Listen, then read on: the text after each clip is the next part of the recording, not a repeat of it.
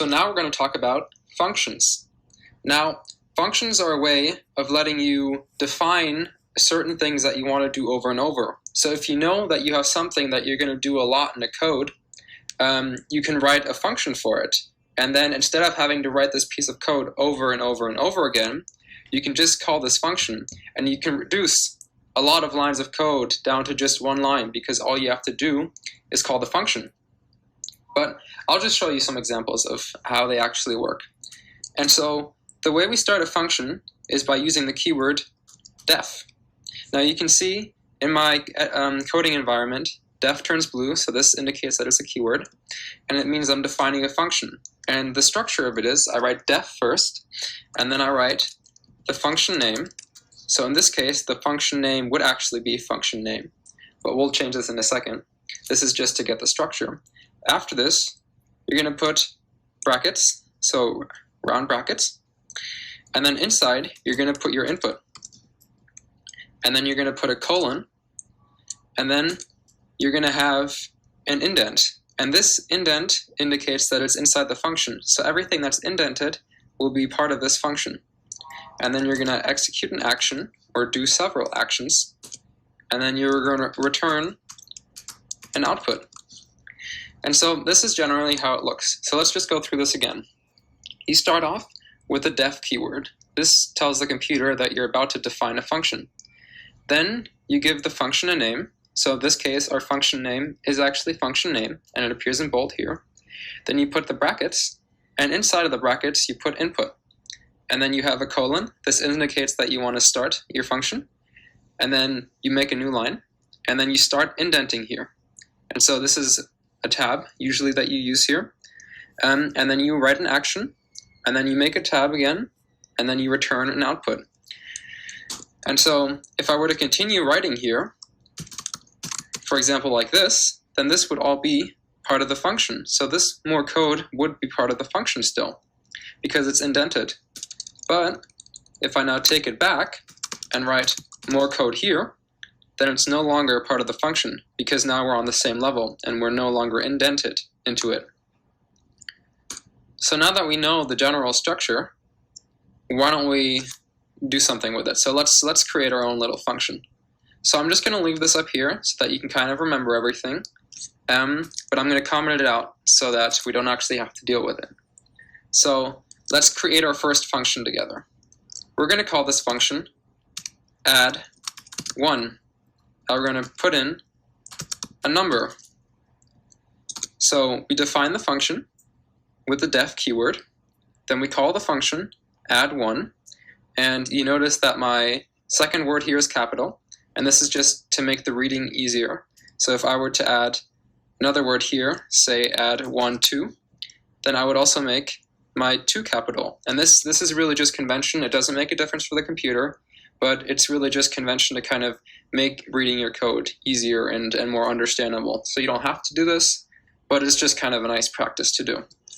So I'll take the 2 out again. So our function is called addOne, and then we have the brackets behind it, and inside the brackets we have our input, and this input is called number. And this is just, it doesn't matter what it is, this is just any variable or even any object. So like it can be, it can be an integer, it can be strings, it can be floating point numbers, it can be other objects that we get to later, such as lists or classes, but it doesn't really matter. All you need to put here is just, this is just pretty much the name for your input so that you can call it later in your code. And if you remember last time when we talked about variables, this is only local, so it's not defined everywhere. It's only applicable within this function. So now what we're going to do is we're going to do number plus equals 1. So we're going to add 1 value to the number. So another way of writing this would, for example, be number equals number plus 1. So those are identical ways. And then we're going to return our number. So let's go through this piece of code. What do? Well, we define our function using the def keyword. We call our function addOne, and so this kind of gives us an idea of what the function does, and it should add 1 to whatever the input is. Then we give a general name for the input, and then we have the colon. This indicates that we're going to start our function. Then on a new line, we indent to show that we are inside our function, and we have our number, which is this variable here, and we have it be equal to the current value of the number, so the input, plus 1. And then we're going to return the number. So all we're doing is just adding 1 to the number, and we're saving it in number again, and then we're returning it. We could also do it like this, for example. We could also create a new variable called output and have it be equal to number plus 1, in case this looks cleaner for you. So this does the same thing, but this is it's a cleaner way of writing it too. So it really depends on you, how you decide how you want to write your code.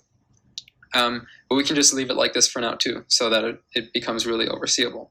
So let's try to run our code a little bit.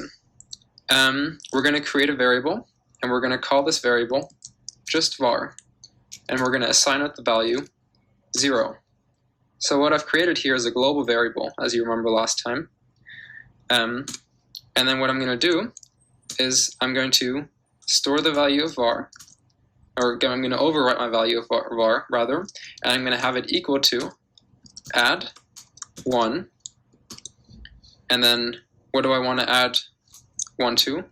I want to add 1 to my value var. So I put in this here, and then it goes into the function. So this is how you call a function. Actually, let's give this a different name so that you don't get confused. So this syntax, this value does not have to go in here. So we can call this one, for example, var2, to show that this is our second variable. And so this is how we call the function. We write the function's name, then we write brackets behind it, and then we give in our input here. And so our input in this case is var, and var is assigned the value 0. So what we're effectively doing is we're putting 0 in here. But we're going to keep it as a variable, because maybe we always want to do the same thing to var, but maybe the value of var will change later. So we'll just leave it like this in a more general version. And so what happens when I write this like this? Well, if I call my function and I give it the input var, then what happens when I write this is the function gets called.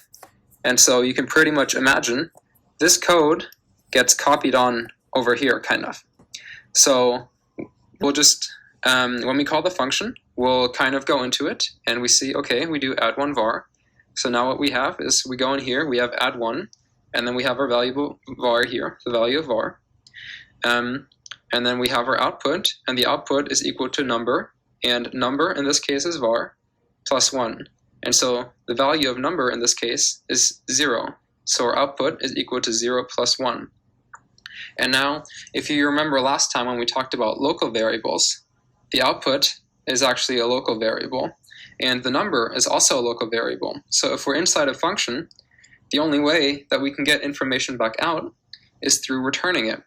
Otherwise, the information will just kind of be lost inside, because everything is only local.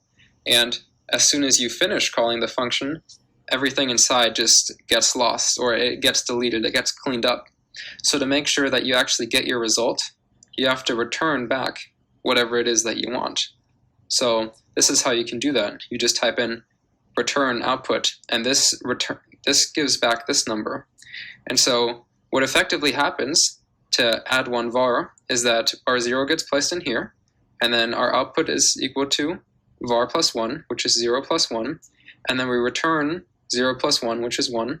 And so what happens with the return is this value practically gets replaced by this value. So effectively, after this function is called, this value is equal to the value of output. Now, we can't actually write this because output is only defined locally within this function, and it doesn't exist outside of this function. But this is just to kind of give you an idea of what we actually get. So we'll just call our function again like we did before. But it's important to know that the value of var2 is going to be the value that was returned from this function. And so just to see that we actually get the result, or to visualize the result, we'll call our print function again, and we're going to print var2. And we can even print var before, just to make sure that it's actually 0. So let's just see what happens here. So we run our file, and we print var, which is 0. Then we create variable 2, or var2 rather, as it's called, and then we give the value of var2, the value that is returned from calling var in this function addOne. And so if we call var in this function, we get 0 plus 1, so 1 is returned. So the value of var2 is 1, and we print this value here. And so we see that the value that we get is actually 1. Now, if we call this again, for example, if we say var3 is equal to addOne of var2, so if we make a third variable and we call the addOne function on variable 2, then we'll go through the same process and we go into the addOne function, and number effectively gets replaced by var2, and the var2 has the value 1 from up here, as we just went through before. So if we go down here, we have output is equal to var2, and the value of var2 is 1, so we have 1 plus 1, so our output is equal to 1 plus 1, which is 2, and then we return 2, and so this whole function gives us back the number 2, and so our var3 should be equal to 2. So let's test this out. Oh, we have to print this first to make sure that we actually see the value of var3, because right now all we're doing is creating it, but we can't actually see it until we print it. So it does happen, it does do exactly what we want it to do. We get our 0 from our var, we get our 1 from our var2, which is addOne of var, so addOne on 0, and then we get our 2 from var3, which is addOne on 1. Now, what we can also do is, instead of using variables, I'll just show you this, we can also just put in numbers instead. So we can do addOne on, let's say, 2, instead of calling var3 in here. And then let's just print the value of var4. And so what I'm doing here is I'm calling the function addOne, and I'm calling it with a number this time rather than with a variable, but it doesn't really make a difference because a variable is also just kind of a placeholder for a value. It's just that it's a more general placeholder, or it's generally a placeholder, and so it can contain any value, whereas this one can only be the number 2 now, because I've defined, or I've hard-coded in 2 because I've written in 2, and we can't really change the value of 2. So this gives us a little bit of flexibility. But just to show you what's possible, we'll just use the number 2. And so the value of var4 is assigned to be the value that's returned when I call the function addOne and give it the input 2. So if we go into our function addOne with input 2, then we have output is equal to the input, which is 2, plus 1. And so we return 2 plus 1, so we return 3. So let's call this and see what happens. So we get our 0 from our var, we get our 1 from our var2, we get our 2 from our var3 here, and we get our 3 from our var4 here. So yeah, so now we can kind of see. But we don't only have to put in integers. We can, for example, put in floats or decimals. So let's try doing 2.1. Now, all we did was replace 2 by 2.1, and the reason this is going to work is because this is just a general variable, so this can really be anything, and we don't really tell, we don't really tell it what it is. We don't say this has to be an integer, this has to be a decimal, this has to be a string. In Python, we don't do that.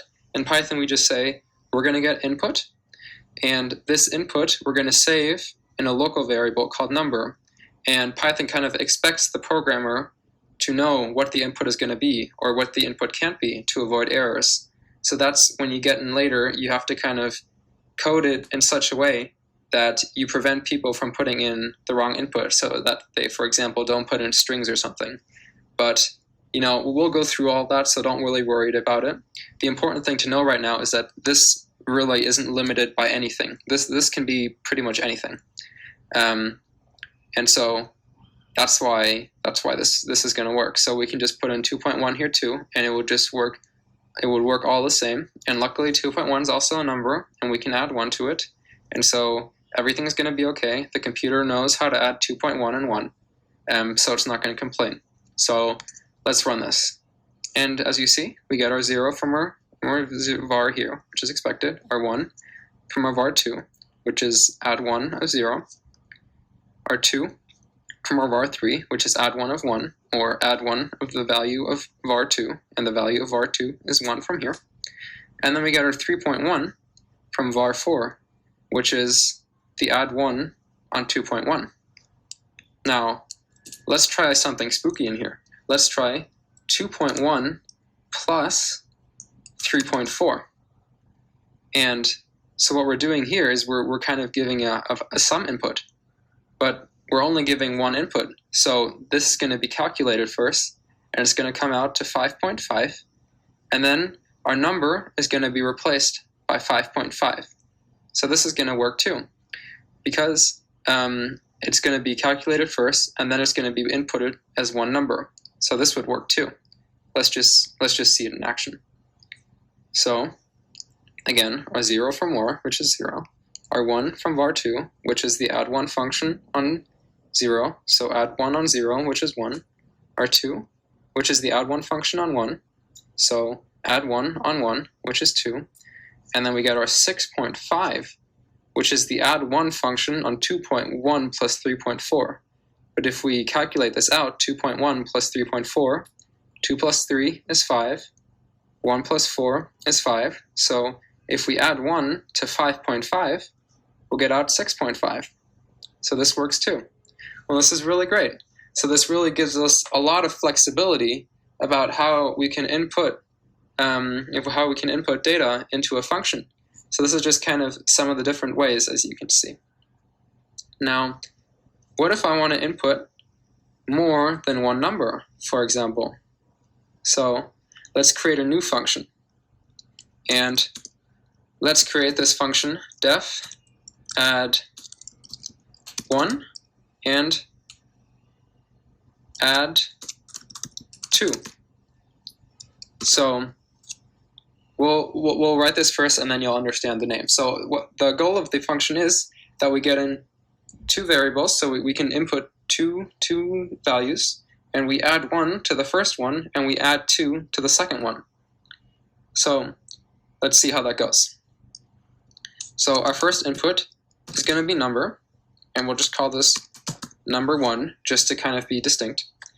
And then to indicate that we want a second input, we're going to put a comma. And then we're going to put in our second input, and we're going to call this one number 2. Now, if we wanted to put in more input, we would just separate it by a comma again, and then we can put in input 3. And if we want even more input, we can put another comma and go input 4. But we'll just stick with 2 inputs now. But this is just kind of to give you the idea of how you can have more than one input, more than 2 input, as many inputs as you like. You just have to separate them by commas. That's it. And make sure that you don't finish with a comma in the end. That's important. But now, let's just stick with 2 inputs. We'll stick with input number 1, and then with input number 2.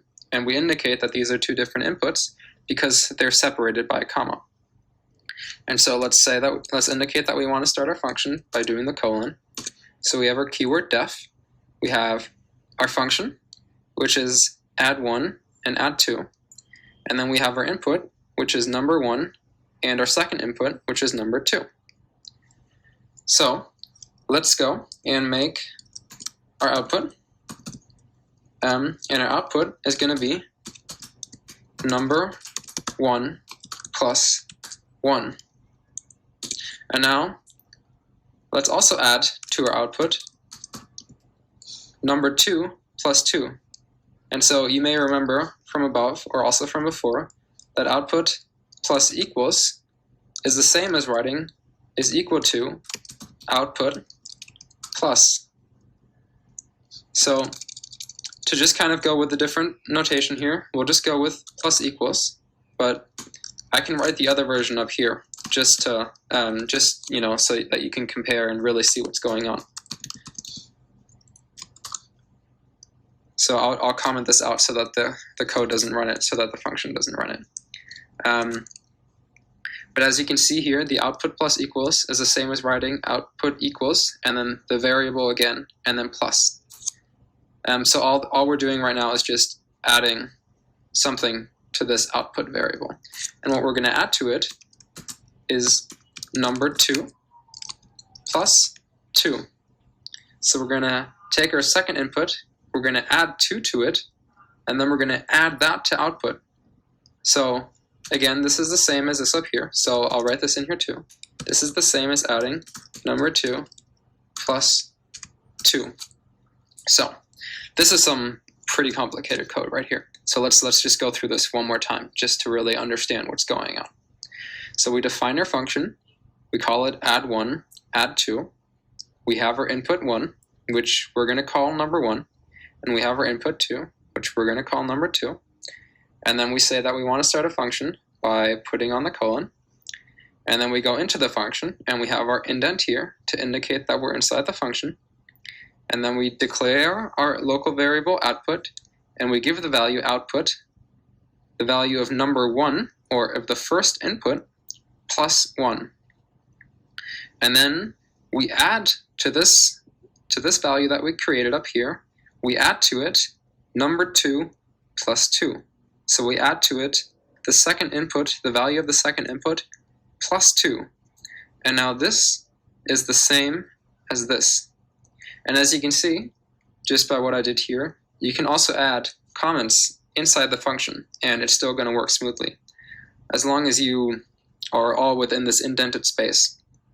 But if I were to, go unindented here, then this would now no longer be inside the function because it's no longer indented. And it's also important that all the indentation here is the same, so that you're all on one line, or else Python's going to complain about this too, because now this is kind of a subpart of that, but that doesn't really make any sense.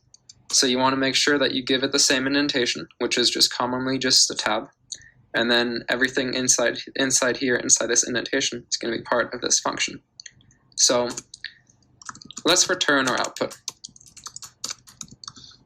Okay, so now we're just kind of giving back the value of output. So this is that we can kind of access it outside of this function. And then let's try to use this function. So let's create, for example, let's create the variable sum. And let's call it, or let's have it be the value of calling addOne, add2. And I want to make sure I spelled this name correctly, or else it's not going to work. And now my coding environment is really nice. And if I just have my cursor here, it's actually going to highlight this and highlight everything with the same name. So this gives me a really nice oversight. But you just want to make sure that the name is the same. I mean, a trick that you could also do is just highlight this here, copy it, and then put it over here, and then paste it in. So this really ensures that the function name is the same. Because if I, for example, had my 2 lowercase, this is not the same, and so it wouldn't know what to do. So we really want to make sure the writing here is the same. So we have addOne, add2, and we're going to give it the inputs 1 and 2 for now. And then we're going to print the value of sum. So before we run this code, let's go through it first and see what happens. So we have our number 1, or our input 1, which is the value of, or which is number 1. And we have our input 2, which is called number 2, which is the number 2. And so we define our output variable, which is only defined in here. And we have it be equal to the value of number 1, which is 1. So we have it be 1 plus 1, so 2. And then we add to it 2, because our input 2 is 2. So we add to it 2 plus 2. So we add to it 4. So we have 2, and then we add 4 to 2.